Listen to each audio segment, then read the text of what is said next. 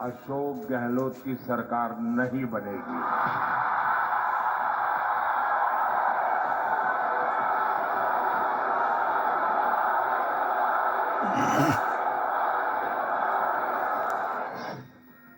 किस दम पर मोदी कह रहे हैं गहलोत अब कभी नहीं आएंगे? गहलोत को परमानेंट निपटाने वाला मोदी का फॉर्मूला क्या है? तो इसका जवाब है ये: सरतन से जुदा वाली सोच जिसने कन्हैयालाल टेलर की हत्या कर दी। ये वो हत्या थी जिसने 88% राजस्थान के सनातन सेंटिमेंट को हर्ट किया, और बीजेपी को लग रहा है कि इस बार चुनाव में ये बड़ा असर करेगा। खिलाने के बहाने लोग आते हैं और बिना डर बिना खौफ के टेलर का गला काट देते हैं। मेरे परिवार पूरे चुनाव में बीजेपी की तरफ से सबसे बड़ा पोस्टर कन्हैयालाल का छप रहा है। पूरी पार्टी इस फॉर्मूले को ओन कर रही है। सब कन्हैयालाल कन्हैयालाल कर रहे हैं। गहलोत सरकार ने वोट बैंक की राजनीति में राजस्थान में सभी सीमाएं लांघ दी। जिस प्रकार से उदयपुर ने कन्हैयालाल टेली की दिन दहाड़े हत्या की, इनका मुंह से एक लफ्ज नहीं निकला। कितने कौमी दंगे हुए गहलोत जी, जवाब दीजिए राजस्थान की जनता को।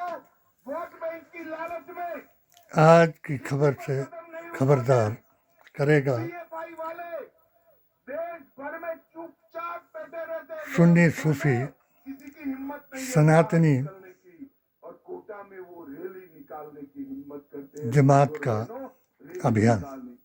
अगर कांग्रेस सत्ता में वापिस आती है तो अजमेर वालों समझ बीजेपी के पास पीएफआई जैसे संगठनों को 3 अभी मिल जाएगी। हमारा राजस्थान में जो नहीं रह पाएगा। मोदी जी का सोच में रहने वाली सरकार दौरा कराया गया, अपनी ही सरकार बचाने वो के 3 लिए हथियार बार एमएलए को उठाकर लेकर के सोच में ले जा रहे हैं। लोगों को जो अपनी ही सरकार नहीं हिंदुत्व बचा के सकते, नशे में वो हमारी सीमाओं को बचा सकते सवार हैं। कराया गया। बचा सकते हैं क्या?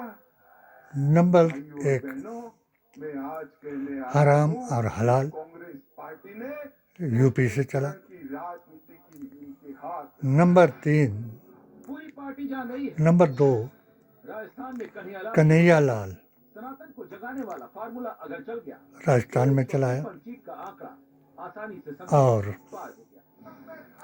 इसीलिए राजस्थान चुनाव में खड़गे जी कैरेक्टर बस बदल रहे हैं। चल और टेलर का ट्रेलर रहा है।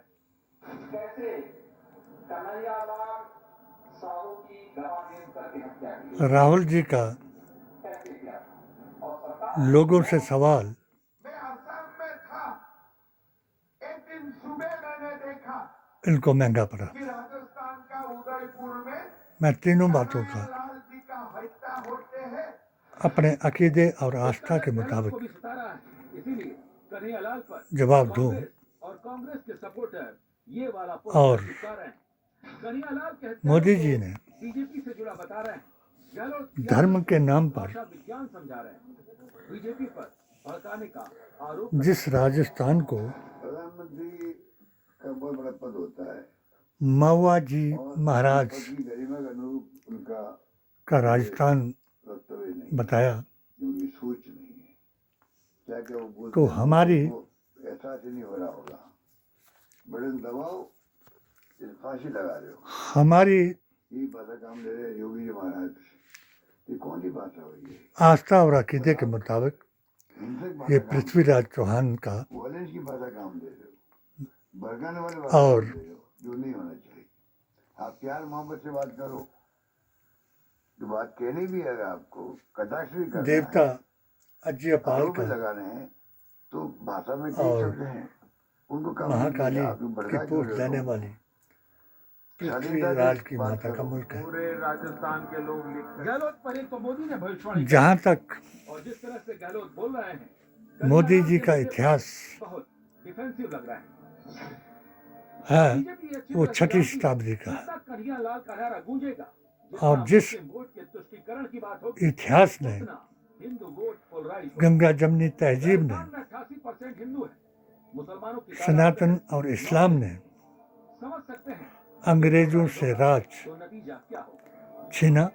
इसीलिए मोदी कह रहे हैं वो ये लोग एक जा रहे हैं और अब वापस कभी नहीं आ रहे हैं। पूरे राजस्थान के लोग लिख करके सनातनी सबसे बड़े इस बार तो नहीं, सनातन के उपासक अब राजस्थान में कभी भी अशोक उपासक गहलोत की सरकार नहीं बनी। महात्मा गांधी थे। जब उन्होंने मुल्क को आज़ाद कराया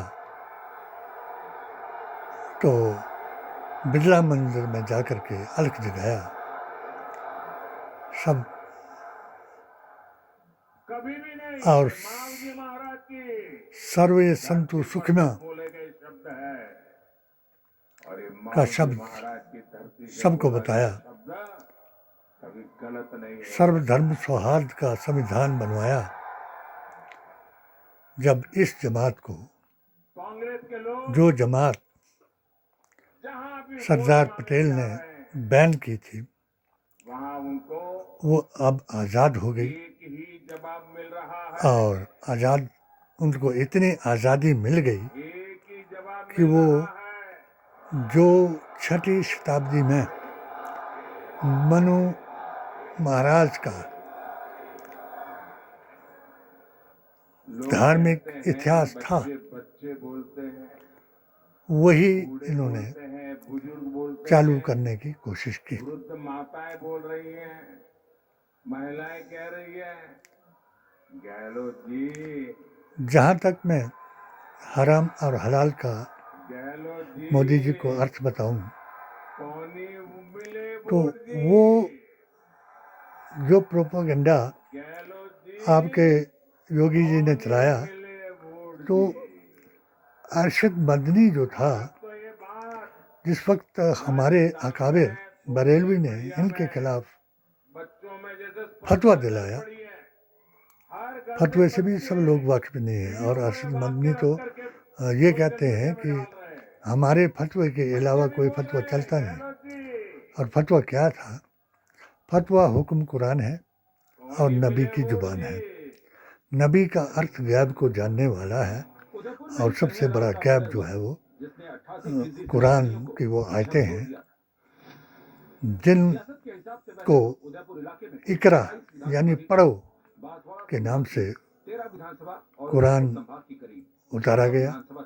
जिब्रील अलैहिस्सलाम ने हजूर को बताया और आपने उस कुरान को उन लोगों से लिखाया जो लिखना पढ़ना जानते थे। इसके अलावा इस रीजन में आदिवासियों के बाद सबसे उसमें बीजेपी जानती है कि सनातन सेंटिमेंट सूरह अर्राफ जो जात पात का भेद 73 के अनुसार कन्हैयालाल की बात उठाकर आदम से लेकर के जगाया जा रहा है। आज तक और आखिरी नबी तक ये सत्य कोई झुठला नहीं सकता इस आयत के मुताबिक कि जो नूर और किताब और अवतार ने बताया, बीजेपी को पता है कि उन्होंने जो मुआज़े दिखाए ये बात सिर्फ बीजेपी नहीं उठा उनको उनका प्रतिद्वंदी नहीं दिखा सकता। कन्हैयालाल के परिवार को दी है। अब प्रतिद्वंदी से मुराद मेरी ये है कि जब आज़ादी के बाद बयानबाजी हो रही है सभी भारत का मुसलमान दलों की तरफ से। ये मुद्दा एक तरह से फिर से दो सेंटर ऑफ अट्रैक्शन हिस्सों में बट गया, एक देवबंदी परिवार वालों का क्या और एक बरेलवी। आदमी का जो स्वर्गीय कन्हैयालाल है उनका परिवार हमारे साथ है। 1921 तक बेटे और उनकी पत्नी क्या मुजद्दिद आलिम वो आला हजरत से नहीं हो रही है उस दिशा में? आपको लग रहा है कि अभी भी स्लो हो रहा है काम? बिल्कुल, मतलब अहमद रजा काम हो रहा है क्योंकि हमसे तो बड़े बड़े वादे किए गए ने सभी रसूलुल्लाह के दिन मतलब आपके केस को फास्ट की बात की करने का हम पूरा प्रयास करेंगे और और कोर्ट बिठा के इसको 3 से 6 महीने के अंदर उनके दिला दी जाएगी। मुकाबिल और जैसे कि हम देख रहे हैं अभी अशरफ अली थानवी ने पर हमें इतना सा मुल्ला की बात कि उन अपराधियों को कब सजा मिलेगी। अब तो मतलब एक 14 साल की उम्र में अपने देश के जस्टिस सिस्टम से किया नहीं, अपने देश आला में हजरत ठीक ने है अपराधियों को सजा तो कम से कम जो मिल जाएगी, फतवा वो दिया धीरे धीरे कम होती जा रही है, जैसे कि कि वहाबी और इसी सुन्नी सवाल में को बीजेपी ने चुनावी मुद्दा बना लिया है। या बीजेपी का रसूल दावा है अल्लाह कि राजस्थान के 88% सनातनियों को एक और बनाना है। अल्लाहू अकबर राजस्थान में सनातन से भेदभाव और मुस्लिम का ही तुष्टीकरण फर्क है। का मुद्दा ऐसे ही नहीं है। दोनों पार्टियों के इसी सिर्फ फर्क बारे से में समझ सकते हैं कि राजस्थान में हिंदू मुसलमान के नाम पर वोट कितना बड़ा मुद्दा है। इतने कांग्रेस ने तीन इस बार 15 मुस्लिमों को टिकट दिया है। बीजेपी की लिस्ट बातों में पर तीन और मुस्लिम फतवा नहीं। दिया गया बीजेपी कि कन्हैयालाल पर वोट मांग रही है। वो लेकिन आगे गलत आकर कह रहे के हैं। बीजेपी के भड़काने से कुछ नहीं इनके होने वाला। वो कहीं जो नहीं जा रहे हैं। 156 रिश्ते सीट वाले लेकर थे, वापस आ रहे हैं। मैं जब क्योंकि ये 1991 में सीएम बना था ना, तो 156 रसूल अल्लाह की बात करते तो थे। वही मैंने टारगेट बनाया, इतने अच्छे काम उन्हें किए, 1976-77 में इतनी अच्छी स्कीम लेकर आए, इतनी अच्छी जब गारंटी दे रहे हैं पब्लिक को, खुशनुमा माहौल एक पब्लिक के अंदर। और तो मेरा फतवा मानना है इस बार हम 156 की तरफ बढ़ रहे हैं। परिवार नियोजन पर अब कब तक बढ़ते बढ़ते कहाँ रुक जाएंगे? 7 मुल्कों से गहलोत दावा भले करें, लेकिन इस बात आया को नकारा नहीं जा सकता कि 88% सनातनियों के लिए कन्हैयालाल और की हत्या और उस फतवे को तुष्टीकरण के आरोप राजस्थान में कि नसबंदी जो है दिवाली निकल वो चुकी है, कतन बट हमारे हराम कोई है। फेस्टिवल है ही नहीं। जब उन अपराधियों को फांसी की सजा मिलेगी, मुझे सारे लगता है देश उसी दिन हमारा जो भी फेस्टिवल बाकी रहा है वो उसी दिन इस फतवे की वजह से इख्तलाफ पैदा किया गया। हाँ मतलब मैंने पापा इंदिरा जी पर तोहमत लगाई गई प्रतिज्ञा ली थी कि मैं मेरे बाल कि ये नहीं मुसलमानों कटवाऊंगा, को खुश उसको करना करूंगा। चाहती है इसी के साथ जो अस्थियां है वो और भी मुसलमान अपराधियों आबादी को बढ़ा रहे हैं फांसी होने के बाद ही विसर्जन और अच्छा, अस्थियां भी आप लोग जो हैं बिल्कुल हाँ अस्थियां भी रखी हुई है क्योंकि वैसे भी हिंदू नाराज किसी होते भी जा आदमी रहे को हैं शांति तभी मिलेगी जब कि उनको हमारी फांसी नसबंदी हो रही है और मुसलमानों की नहीं। आपने ऐलान किया, यहाँ तक स्टेज पर आपको पत्थर बरसाए गए, एजा पहुंचाया गया। उस वक्त सारे उलमा जो थे वो किसी ने ताकत नहीं की। हमारे बरेलवी अकायद की अंजुमन जिला चंबा में थी और मैं भी उसका अहम रुकन था और काजी कमेटी का अध्यक्ष भी। मुझे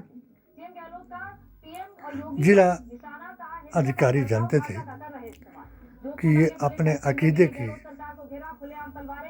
वजह से ही इस्लाम को पहचानता है और वेद पुराण गीता ग्रंथ और कुरान से हर सवाल का जवाब देना जानता है।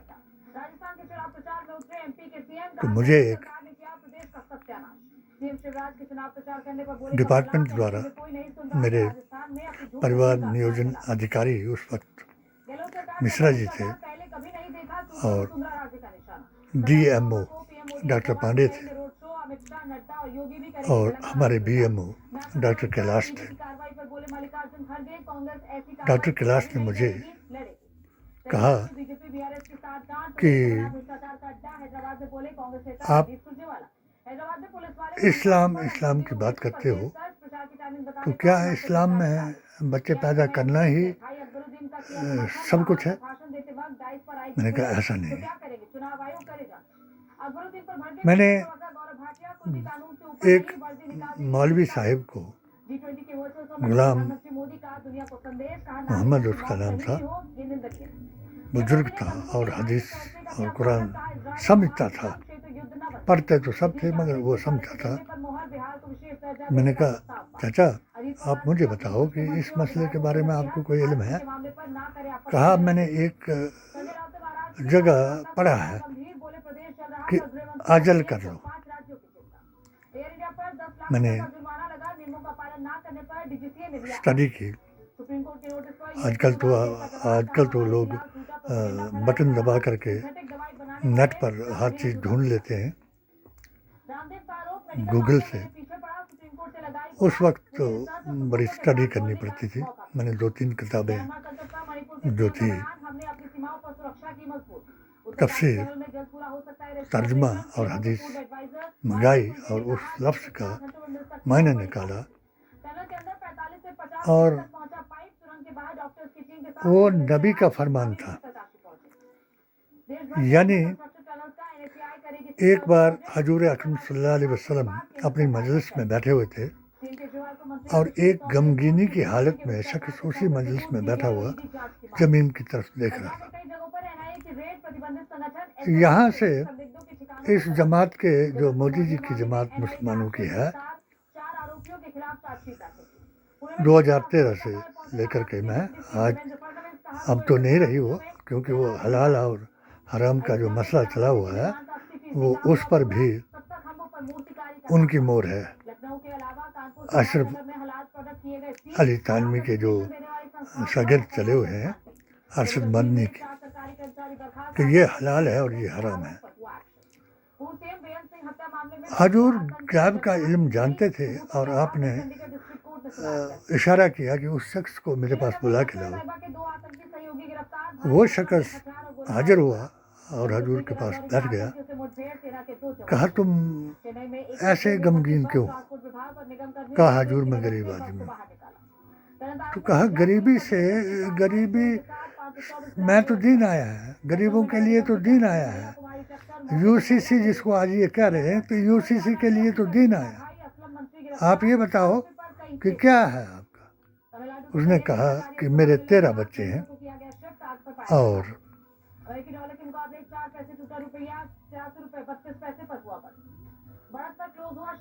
मैं उनको जो अपनी झोंपड़ी है उसमें बंद करके रखता हूँ, क्योंकि लड़कियां बड़ी हो रही हैं, कपड़े उनके पास नहीं हैं, खाने को अगर शाम को एक आधी रोटी हम प्राप्त कर लेते हैं तो वो एक दूसरे से झगड़ते हैं। तो मुझे यही गम है। कहा और ये भी है कि मेरी औरत जो है वो हर साल एक बच्चे को जन्म देती है। हजूर ने कहा कि जाओ, तुमको मैं एक बात बता देता हूँ कि तुम अज़ल कर लिया करो। वो शख्स घर गया और उसने अपना बिस्तर जो था उस झोंपड़ी से अलग कर लिया। 3 दिसंबर को सब कुछ दिख जाएगा। बीजेपी के बारे में कहा जाता है कि 2-3 महीने के बाद लेवल के लीडर कमजोर हो गए और फिर वो शख्स मजलिस में था, मजबूत हो गए। तो हजूर ने क्या मोदी के नाम पर, मोदी के काम पर, अपने मोदी के प्रचार ऐसे इशारा किया कि राहुल गांधी कि अब तो नहीं। 11 लोग आ जाएं। उसने कहा नहीं हजूर अब तो नहीं। पार्टनर भी आ जाएं। कहा तो कैसे? मोदी को छूना नामुमकिन ये कहा मैं अजल कर रहा हूँ। मोदी मैजिक अगर है कि क्या अजल कर रहे हो? आप तो जानते थे कि मैंने अपना बिस्तर अलग कर लिया। कहा आओ मैं तुमको समझाऊं कि अजल किसको कहते हैं। वो नजदीक आया, उसको बताया कि अजल कहते हैं मनी को रहम में जाने से रोकना। वाह सुभान अल्लाह, मेरा दिल गदगद हो गया इस हदीस को पढ़ करके। सही बुखारी में है, नबी का फरमान है, वही कुरान है। जिस बात के लिए इन्होंने फतवा दिया था वो आयत कुरान ऐसी है कि तुम रिज़्क के लिए किसी का कत्ल ना करो। बीजेपी और कांग्रेस का कत्ल करना हराम है, बेशक हराम है, कोई बात नहीं। मैंने फिर आगे उसको स्टडी किया तो हजूर ने जो ये इशारा दिया कि रहम में मनी को जाने से रोकना। वो शख्स घर गया और उसने नरम पत्तों का कंडोम बांधा और वो अज़ल करता रहा। राजस्थान में इससे कितनी सीटें जीते? ये जो FL है 3 दिसंबर को स्कोर बोर्ड पर क्या उसका होने वाला है, आविष्कार हुआ इसकी एक भविष्यवाणी खुद और मोदी वो ने बेचारा पूरे ये राजस्थान करता के रहा। लोग लिख करके रखे। अब रही बात, इस बार जिस तो वक्त नहीं, मुझे एक अब प्रेस राजस्थान कॉन्फ्रेंस में कभी भी सभी मेडिकल डिपार्टमेंट के लोगों ने अशोक मुस्लिम गहलोत बहुल की इलाके में सरकार बुलाया नहीं बनेगी। और मुझे सब लोगों ने 7 मुल्कों का जहाँ फतवा था और पूरे ये बरेलवी और दोनों देवबंदी का भी फतवा था फुल स्टॉप दिखता है। और मेरे प्रेसिडेंट जो थे खान साहब नसीरुल्लाह खान, अपने लिए 156 सीटों का टारगेट उनको लोगों ने कहा कि इसको सोशल बाइकआउट कर दो। लगता है कि गहलोत 56 ये मेरा पहला फतवा था और पहला बाइकआउट है, 3 दिनों में बाइकआउट था। राजस्थान का चप्पा प्रेस कॉन्फ्रेंस हुई तो मुझे 20 नवंबर को मुस्लिम बहुल इलाका की हार में बीकानेर में बुलाया गया। का रोड शो 21 नवंबर को जब मैं स्टेज में गया तो मैंने लोगों को अज़ल के बारे में समझाया मंत्री का रोड शो और उनकी आयत जो फतवे में लिखी थी कि कत्ल हराम है।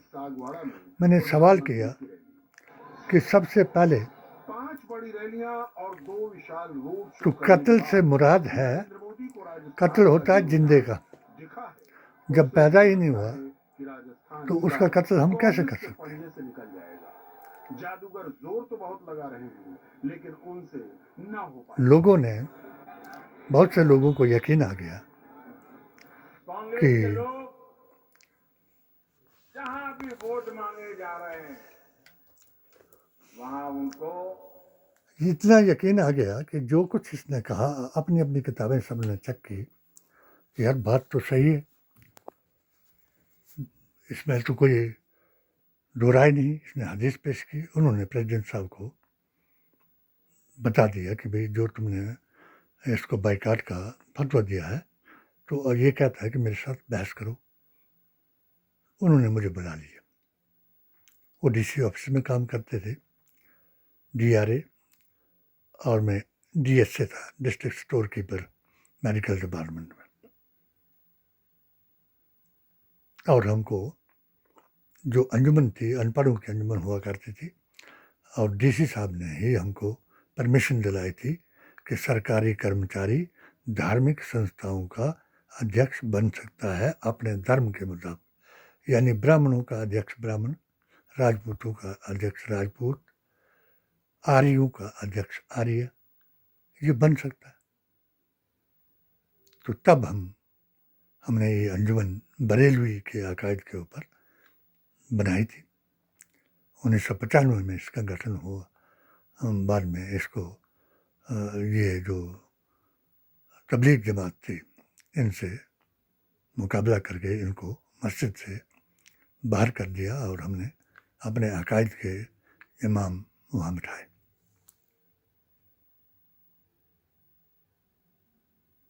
खान साहब और मैं छुट्टी करने के बाद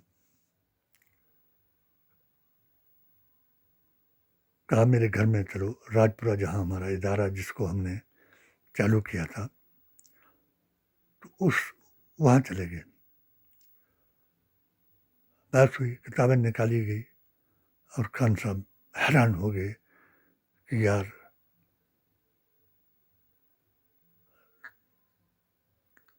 तो आप तो बड़े आलिम हैं। मैंने कहा मैं आलिम नहीं हूँ, मैं रसूलुल्लाह सल्लल्लाहु अलैहि वसल्लम और उसके वलियों के कदमों की खाक हूँ। मेरा अकीदा रसूलुल्लाह की बात पर यकीन करना है, मुल्ला की बात पर नहीं।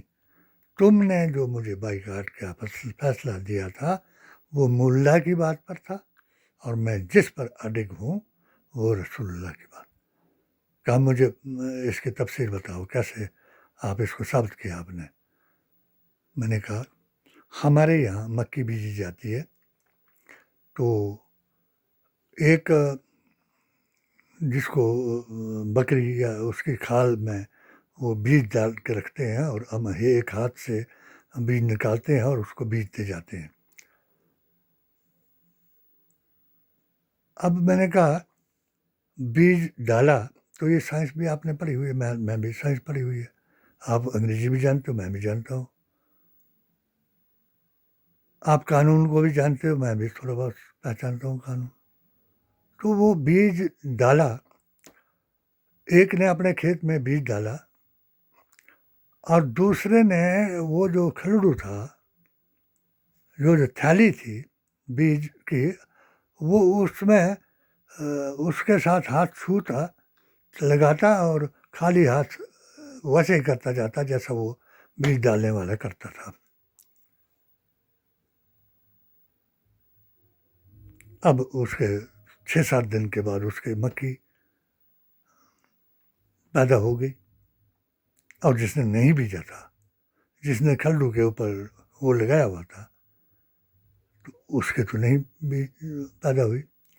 अब मुझे आप एक बात का जवाब देंगे कि कत्ल से मुराद है कि हयात को कत्ल करना। अब उसकी मक्की किसी ने उजाड़ दी, तो उसने दावा कर दिया कि मेरी मक्की जो है उजाड़ दी, यानी जीव है ये भी, वृक्ष भी और फसल भी। तो जब जीव में था तो उसको काट दिया, तो उसको जुर्माना हुआ उसको। और जिसके मक्की थी ही नहीं, तो वो दावा कैसे कर सकता था? क्यों? और नसबंदी उसको कहते हैं खान साहब, मैंने डॉक्टर साहब के साथ मैं खुद जानता हूँ कि नसबंदी कैसे की जाती है। वैस एंड वेन जो नालियाँ हैं, एक खून ले जाती है और दूसरी बीरे ले जाती है, मनी जिसको हजूर ने बताया था। अब उनको उस वक्त के ऑपरेशन, आजकल तो टेक्निकल है, मगर हमारे वक्त के ऑपरेशन के मुताबिक उन वैस को काटा जाता था और उसको बांध दिया जाता था, इधर से भी उधर से भी, जिस तरीके से मैंने उस थाली को बांधने की बात बताई, और वो कंट्रासेप्टिव हो जाता था। उसके कोई भी ऐसे वो नहीं थे कि आदमी को, दूसरा इन्होंने एक हदीस दी थी कि आदमी को खस्सी करना हराम है, तो उसमें तो कोई आदमी खस्सी नहीं हुआ। तो उन्होंने मुझे शाबाशी दी और मेडिकल की तरफ से मुझे सर्टिफिकेट उस वक्त दिलाया। ये 1983 का माजरा है, और मैंने कैंप रखवाया, डिस्ट्रिक्ट में कैंप रखा गया, और ये मुझे अब भी याद है, उसमें भी मुझे प्रशस्ति पत्र मिला, और 400 के करीब औरतों ने नसबंदी करवाई, नलबंदी करवाई, जिसमें मेरी औरत भी शामिल थी। और जबकि मेरा इख्तलाफात अपने ससुराल वालों के साथ इसलिए भी हुआ था कि वो एक टीचर होते हुए 12 बच्चों का बाप था। तो ये मेरा फतवा जब सब लोगों ने गया, और इंटरनेशनल लेवल पर इस फतवे को तायद की गई, और मेरे पीर मुर्शिद ने भी बताया शाबाश करके कि मैंने कहा मैं रसूलुल्लाह की बात को मानता हूँ। फिर इख्तलाफ हुआ मेरा इनके साथ, बरेली वालों के साथ, इस बात पर कि इन्होंने जो फतवा मेरे खिलाफ दिया कि ये आज भी एक का मैंने वो देखा मेरे व्हाट्सएप पर आया हुआ है, मेरे उसमें यूट्यूब में, आज ये हराम हलाल का जो मसला चला हुआ है, तो वहाँ बड़े दावे से कह रहा था बरेलवी मौलवी कि हमने पहचान बताई बरेलवी की और देवबंदी की पहचान बताई, हराम और हलाल की पहचान है। मैं मान गया उसकी बात को, मगर जिस बात के लिए आपने मुझ पर फतवा दिया था, उस बात को तो आप ही रसूलुल्लाह के मुनकिर हैं, जबकि आपने उस वक्त मुल्ला की बात को माना था और आज रसूलुल्लाह की बात। इसी तरीके से जिस वक्त इसका मौलाना साद का ज़माना आया, तो इन पर मुसलमानों पर कोरोना का वो बता दिया कि ये कोरोना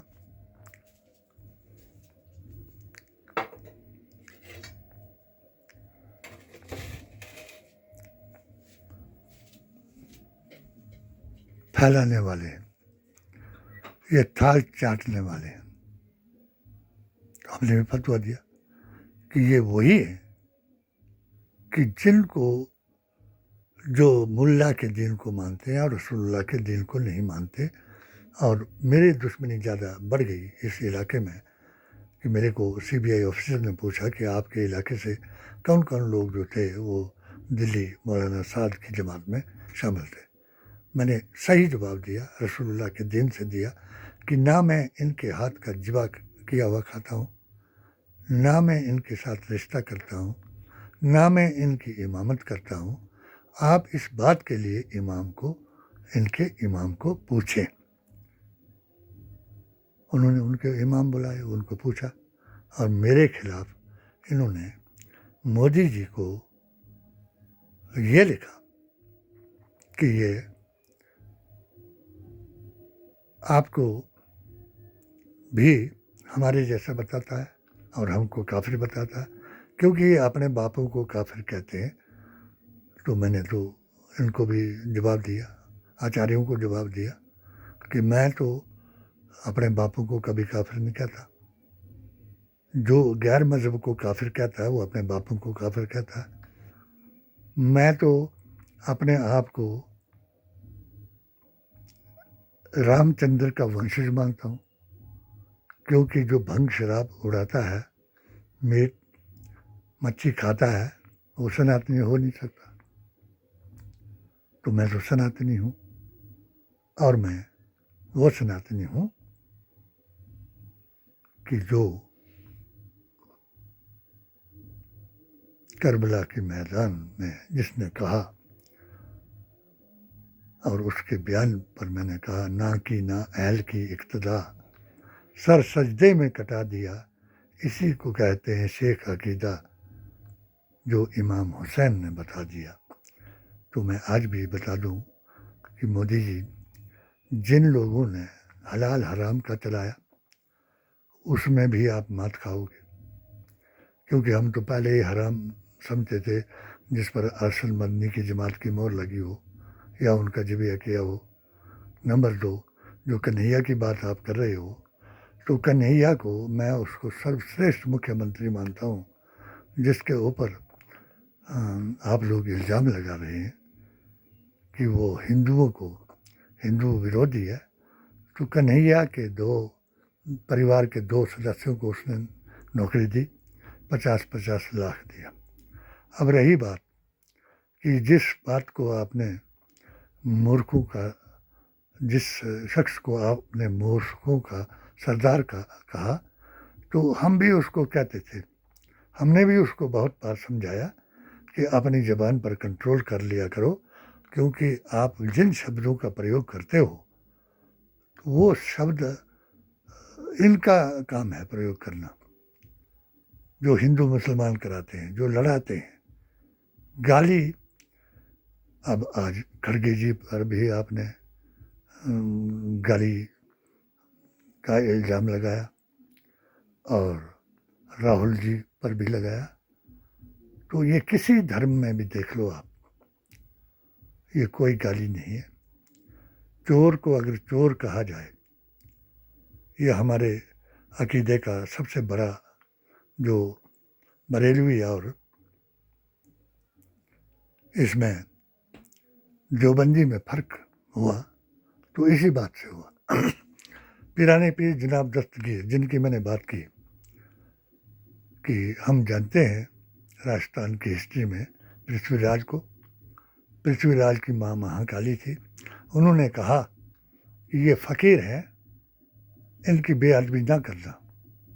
जिस दिन तू इनकी बेअदबी करेगा तो जिस शाहजहां को तूने पस्त किया, हराया, भगाया, तो वो तेरे ऊपर काबिज हो जाएगा। ये हजूर की बात थी, वो मेरी किताब में लिखी है। तो अजयपाल जो उनके देवता थे, उन्होंने भी इस बात को तस्दीक किया कि इनका तो हिंदू मुसलमान करने का मतलब ही नहीं है। और हजूर की मेरे पास पीर मुईनुद्दीन चिश्ती जब अजमेर पहुँचे तो मेरे पास 2 इनके लेटर थे जो एक हिंदू आया इनके पास, हजूर के पास, ज़बरदस्ती किसी को उन्होंने मुसलमान नहीं बनाया। उसने कहा कि आप राजा साहब को बता दो कि मेरी सिफारिश कर दो, कुछ काम था उसका। तो हजूर ने एक चिट पर लिखा कि ए पृथ्वीराज, अगर तुझे खुदा ने ताकत दी है किसी का काम करने की तो इस गरीब का काम कर देना। अगर नहीं दी है तो जैसे मैंने तेरे पास भेज दिया इस आशा से, तो उसको पास भेजना जिसको खुदा ने ताकत दी हो। तो पृथ्वीराज ने वो 2-3 बार पढ़ा तो वो हैरान हो गया कि जब मैं, ये तो मेरा विरोधी था, जब मैं इसका काम नहीं करता हूँ तो फिर तो मैं अपनी ताकत, तो उसका काम हो गया। और इस तरीके से बहुत से लोगों ने पीराने पीर जनाब दस्तगीर के कहने पर इस्लाम लाए। इसी तरीके से पीर नजमुद्दीन औलिया के कहने पर इस्लाम लाए, बख्तियार काकी के कहने पर इस्लाम लाए। किसी को तलवार से इस्लाम नहीं लाया गया। यही हमारा अकीदा है। मोदी जी, जिस बात को आप कर रहे हो, तो मैंने इनको क्या कहा जिनके ऊपर आप कह रहे हो कि आप भविष्यवाणी कर रहे हो कि भाई गहलोत जो कभी नहीं आ सकते। मुझे तो ये भी यकीन है कि कन्हैया का परिवार भी उनको वोट देगा, क्योंकि जितना इंसाफ कन्हैया के साथ इन्होंने किया उतना दूसरा कोई नहीं कर सकता था। और जिनके साथ जिस कन्हैया की टीम ने 2 शख्सों को गाड़ी में जलाया जानवरों के शक में, जानवरों की हत्या करने के शक में, जबकि उनके कोई शिनाख्त नहीं हुई, कोई उनके ऊपर गवाही नहीं हुई, कोई सबूत नहीं हुआ, फिर भी गहलोत ने उनको भी कुछ न कुछ दे करके समझाया, उनके परिवार को भी। ये बात जो थी आपके लोगों को पसंद नहीं आई, इसलिए आप तीनों लोग जो हैं गहलोत के खिलाफ उतरे हैं। सबसे पहले तो आपको मैं ये बता दूं कि अगर द्वेष भाव, भेदभाव, विरोध के लिए आदमी किसी की चर्चा करता है तो वो खुद चर्चित हो जाता है।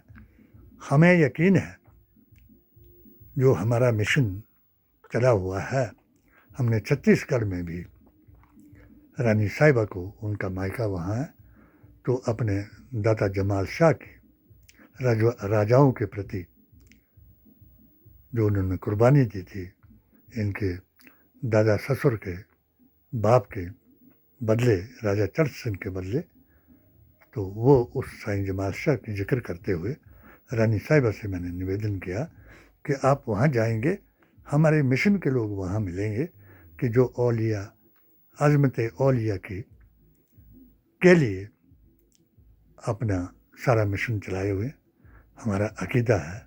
और इंशाल्लाह मैं आपको यकीन दिलाता हूँ कि हमारे जो हैं लोग, जहाँ आप मुस्लिम विरोधी नारे लगवा रहे हो या उनको उकसा रहे हो, या तो वो सब लोग जानते हैं कि हमको लड़ने से आज भी, जहाँ तक कुछ कट्टर हिंदुओं का हमें वहाँ से ज्ञात हुआ, क्योंकि हमारा रास्ता है, हमारे आदमी हर जगह काम कर रहे हैं, तो हमने समझाया उनको कि वहाँ से अगर कोई इनकी तीर्थ यात्रा वगैरह निकलती थी तो वो जो गद्दार मुसलमान हैं या रेंटेड आपके मुसलमान हैं, जो किराए पर आपने लिए होते थे, वो शराब पीते थे, वो सब कुछ करते थे और उन पर पत्थर मारते थे जो बेचारे अपनी पवित्र यात्रा में शामिल होते थे। आज भी अगर हम ये बात ना बताते तो आपके वहाँ जो आपका जुलूस चला उसमें कोई शक नहीं है। जितना भी आपका इंडिया टीवी जो है वो दिखा रहा है वो बहुत अच्छा दिखा रहा है, क्योंकि वहाँ उन्होंने वही बात की कि आज हमें खुशी ये हुई कि भाई हिंदू राष्ट्र बन जाएगा, तो आज किसी ने भी पत्थर नहीं मारे। वो इसलिए नहीं मारे क्योंकि हमने बता दिया कि जो मुसलमान सिर तन से जुदा के नारे लगाता है, जो मुसलमान किसी धर्म के खिलाफ कोई बात करता है, जो मुसलमान गैर मज़हब को काफिर बताता है, और जो मुसलमान अपने अकीदे के मुताबिक हराम हलाल की पहचान नहीं करता है, वो बिलाशुबा काफिर है। और वही गौस पाक वही पीर मुईउद्दीन को जब कई हिंदुओं ने जाकर के ये सवाल पूछा कि हजरत एक बात हमें भी बता दो कि ये लोग बताते हैं कि आप हम लोगों को काफिर कहते हैं, तो मुसलमान भी वहाँ बैठे हुए थे और मुसलमानों ने भी कहा कि हजूर हमको ज़रूर बताओ कि काफिर का मायना क्या है। तो आपने अपनी किताब में भी लिखा है, उनकी किताब में लिखा है, जिसके पास है नहीं हो तो वो मेरी किताब HHAQ से जानकारी हासिल कर सकता है। आपने फरमाया कि जो काफिर को काफिर ना समझे वही काफिर है। तो काफिर तो वो हैं जो फसाद कर रहे हैं, काफिर तो वो हैं जो हिंदू मुसलमान को जुदा कर रहे हैं। नहीं तो भारतीय संस्कृति की सनातन और इस्लाम दो आंखें हैं। और इंशाल्लाह मोदी जी जो आपने भविष्यवाणी की है वो हम आपको हमने भी भविष्यवाणी करेंगे। मैंने भी क्योंकि 5 साल तो आपके लोग और ये अरशद मदनी के लोग मुझे कत्ल करने के फतवे देते रहे, मुझे ढूंढते रहे, मगर कत्ल कर नहीं सके। और अब तो कांग्रेस है हिमाचल प्रदेश में, और हमने अपने यशस्वी मुख्यमंत्री को मॉडल बना करके, हिंदुत्व का मॉडल बना करके, क्योंकि मैं हिमाचल का रहने वाला हूँ, कि हिमाचल से ज़्यादा आपको कट्टर हिंदू कहीं नहीं मिलेगा, और हिमाचल का यशस्वी मुख्यमंत्री से ज़्यादा मॉडल आपको कोई नहीं मिलेगा। जिस मॉडल की आज आप बात कर रहे थे वो अपने गुजरात मॉडल की, उस मॉडल से हम बहुत बाखूबी वाकिफ़ हैं। पूरी कोर्टें वाकिफ़ हैं, पूरी अदालतें वाकिफ़ हैं, पूरे तड़ी पार वाकिफ़ हैं। तो ये आपकी भविष्यवाणी है कि मोदी जी की भविष्यवाणी जो है, और मोदी जी की गारंटी हमेशा सही रहती है। मगर हम भी आपसे एक निवेदन करेंगे, क्योंकि हम तो आपको मोदी जी महान कहते थे, और जिस वक्त आप हमको एक धर्म वापस ना करने वाला मुसलमान कहते थे, तब हमने आपको छोड़ा था, क्योंकि जिनको आपने अध्यक्ष बनाया उन्होंने तिलक लगाया, और आपने उन गद्दारों को ब्राह्मण बनाया, और ब्राह्मण तो उनको स्वीकार नहीं कर सकते। जैसे वसीम रिजवी की बात कर रहा हूँ मैं, उस वक्त मुझे ऑफ़र किया गया था इसके अपने राष्ट्रीय अध्यक्ष जो थे अल्पसंख्यक विकास के, और यह हमारे यहाँ हिमाचल में भी वो राजबली ने तिलक लगाया, तो तिलक लगा करके वो अध्यक्ष बन गए। हमें मोदी जी न किसी का तिलक हटाने की आवश्यकता है और न किसी को तिलक लगवाने की आवश्यकता है। हम अक़ीदे पर ज़िंदा रहेंगे, अक़ीदे पर हमको मौत आ जाए। मैं आपके मिशन को लेकर के जब मेरी वार्ता अलगाववादियों से, उग्रवादियों से हुई, तो इंशाल्लाह मुझे उन्होंने भी तस्दीक किया, मेरी बात को माना। और आप अपने इसको पूछ लेना जो धूमल जी के बेटे हैं अनुराग जी, कि मैंने किन किन सवालों का उनका जवाब दिया। तो वो जवाब मैं दूसरी बार कभी आप बताऊंगा 5 तारीख को। तो उन्होंने ये कहा, और मैं उन बच्चों को इस अनुराग के साथ बैठा करके फ़ोटो वीडियोग्राफी कराई, और आज वो आपकी ही जमात के साथ जुड़े हुए हैं। और कई संस्थाओं के अध्यक्ष हैं, अल्पसंख्यक के भी, गुजर कल्याण के भी। तो हो सकता है तो वही आयत जो मैंने उनको पढ़ाई थी और आपका वही बोल जो आपके लोगों ने मुझे कहे थे कि हिंदुस्तान में रहना होगा तो जय श्री राम कहना होगा, मैंने कहा हम जय सिया राम कहते हैं और अपने अकीदे के मुताबिक या रसूलुल्लाह कहते हैं।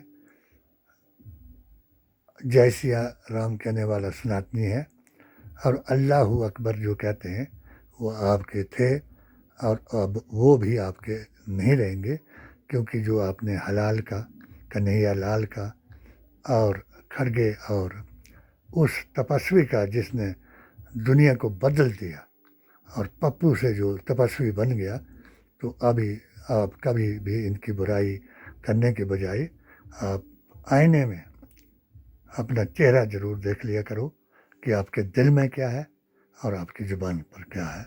खुदा सबको नेक हिदायत दे और हिंदू की बजाय सनातनी बनने का उनको शर्फ हासिल हो और मुसलमानों को अहले बैत ऑल इंडिया सुन्नी सूफी और सनातनी जमात का मुसलमान बना दे, ताकि ये मुल्क हिंदू राष्ट्र की बजाय अखंड भारत बन सके। जय हिंद, जय भारत।